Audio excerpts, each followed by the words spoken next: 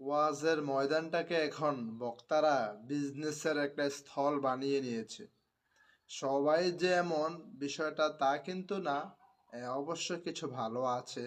দেখেন মেজবা হুজুরের কথাগুলো শুনলে বিস্তারিত জানতে পারবেন, বুঝতে পারবেন। শুনুন। এই যে মাহফিলগুলো আরো অনেক অসঙ্গতি আছে। আমি আবারও বলছি, মাহফিল করলে বহু টাকা বিনা পুঁজিতে ইনকাম করতে পারি, এটা আপনারা কল্পনাও করতে পারবেন না। ডেলি 1.5-2 লাখ টাকা, ডেলি যদি জোহর পরে একটা, আসর পরে একটা, মাগরিব পরে, এশার পরে 3টা। এই এখনো আসছি না, রওনা দিছি আমি মাগরিব পইরা আরো পরে, এশার আজানের পরে আপনাদের মাহফিল রওনা দিছি ঢাকা থেকে। মাগরিবের পরও 2 গ্রুপ আইছে মাহফিল নিতে, যত শর্ত আছে সব দেবে। এক মাহফিলে হুজুর 1 লাখ টাকা দেবো, এখন দিয়ে দিল। আমি বলছি এত মাহফিল আমি করি না, আমার শর্ত আপনারা মানতে পারবেন না। টাকা পয়সার কোনো বিষয় নাই, এসার পর মুত্তাসিল দিতে হবে, 10টার মধ্যে মাহফিল শেষ। কয় আমাদের এলাকায় হুজুর 10টায় প্রধান আলোচক বসে। আমি বলছি অন্য কেউ দিয়ে মাহফিল করান। এটা যে বুঝি না এমন কিছু না।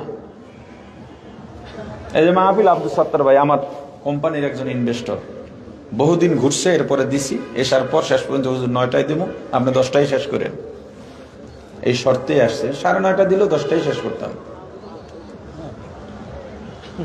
আমি মাহফিল না করলে এই দেশের মাহফিলের কোনো ক্ষতি হবে না, কোনো কমিটিরও ক্ষতি হবে না, শ্রোতারও ক্ষতি হবে না। কিন্তু যুদ্ধটা আমি শুরু করছি, হয়তো সামনে আমার সঙ্গে আমি আরো সহযোদ্ধা পাবো ইনশাল্লাহ। এবং এই মাহফিল সংস্কার হয়ে একটা সময় মাহফিল বেনিফিট যুক্ত মাহফিল হবে। শুধুমাত্র বয়ান শুনে চলে যাবেন। আরে ভাই, একটা মাহফিলের পরে যদি 2জন নতুন মুসল্লি না বাড়ে, 2জন বেপর্দা মহিলা পর্দার নিয়ত না করে, হারামখোর যদি হালালের নিয়ত না করে, 2-4টা যুবক যদি দাড়ি রাখার নিয়ত না করে, সেই মাহফিল দিয়ে কি লাভ বলেন?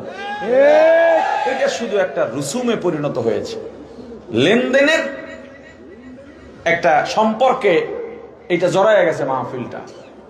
আমি অল্প কথা বলবো, এতক্ষণ যা বলছি। আচ্ছা বলেন তো, বয়ান কি শুরু করছি? এতক্ষণ কি কইছি? আমি বলে বয়ান শুরু করিনি। আচ্ছা বয়ানটা কখন হবে? এই যে কথাগুলো বললাম, এগুলো কি তৈরি? হ্যাঁ, এখন যদি আমি এইভাবে কথা বলে শেষ করে দিই, তখন আপনারা বলবেন হুজুরের ওয়াজ করলো না। যদি লাস্টে 5 মিনিট সুর দিই, তখন বলবে এতক্ষণ বসে রইলাম, হুজুরে মাত্র 5 মিনিট ওয়াজ করলো। এই যে আরেকটা বড় রোগ, সুরকে পুঁজি বানায় নিছেন আপনারা। আর একজন আসছে মাহফিল নিতে, আমি বললাম ভাই মাহফিল কেন করবেন? হুজুর দ্বীনের স্বার্থে। দ্বীনের কি স্বার্থ আছে? বলে নামাজ রোজা মানুষ করে না, এই মানুষ যাতে দ্বীনের পথে আসে, নামাজ পড়ে, পর্দা করে, হারাম না খায়, এজন্য মাহফিল করবে। আমি তাহলে আমাকে নিতে হবে কেন? আপনি যদি এই জন্যেই মাহফিল করেন, তো আমাকে নিতে হবে কেন? আপনি তো এলাকার ইমাম সাহেবকে দিয়েই এই কথাগুলো বলাইতে পারেন, এলাকার মাদ্রাসার হুজুর দিয়েই এই কথা বলাইতে পারেন। হুজুর শ্রোতারা আপনাকে চায়, কেন চায়? এমন কি আছে আমার ভিতরে আলাদা? কি কথা কয় না? কয় না, আপনারা তো বলতেছেন না, বুঝতেছি। সুর সুর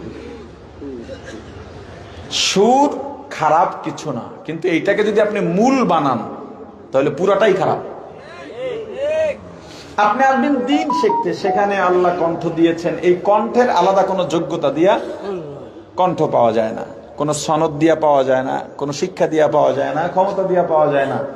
কণ্ঠওয়ালাদের কণ্ঠে কণ্ঠওয়ালার কোনো যোগ্যতা নাই, গর্ব করার কিচ্ছু নাই, এটা সম্পূর্ণ আল্লাহর দান। এখন সেই কণ্ঠ যদি কোনো হুজুর ব্যবহার করে, আলহামদুলিল্লাহ, সমস্যা নাই। কিন্তু আমি যদি সেটাকে পুঁজি বানাই, আপনিও যদি সেটার জন্য আসেন, আমিও শেষ, আপনারও শেষ করলাম। এই সিলেটের একবার এই মাথা নাসিরনগরের পাশে লাখাই না মাহফিলে গেছিলাম, তো জোহরের পর বয়ান যাইতে যাইতে আরো 3-4 বছর আগে আসর হয়ে গেছে। আসর নামাজ পড়ে বয়ানে বসছি, লোকজন বেশ ভালো, মাশাআল্লাহ। সময় যত যায় মানুষজন চারদিক থেকে দাঁড়ায় রয়েছে, বেশ বড় আয়োজন। আমি 1 সেকেন্ডে সুর দিনেই 1.25 ঘন্টা আলোচনা করছি। বয়ান করে যখন গাড়ি তুলছি, আমার লোকজন আমার সাথে যারা চলে ওরা কইতেছে, হুজুর সুর ছাড়াও তো মানুষ বয়ান শোনে, একটা মানুষও নড়লো না। তাহলে আপনি যে এই বলেন সুরকে মানুষ যেন উপলক্ষ না বানায়, তাহলে তো মানুষ তো সুরকে উপলক্ষ বানায় নাই। আমি বললাম যে তোমরা যেটা ভাবতেছো ব্যাপারটা কিন্তু এরকম না। কেমনে? আমি বললাম এই যারা এখানে আসছে তারাও সুরের জন্যই আসছিল। তাহলে উঠলো না যে? আমি বললাম ওরা অপেক্ষায় ছিল, এই বুঝি হুজুর টান মারলো।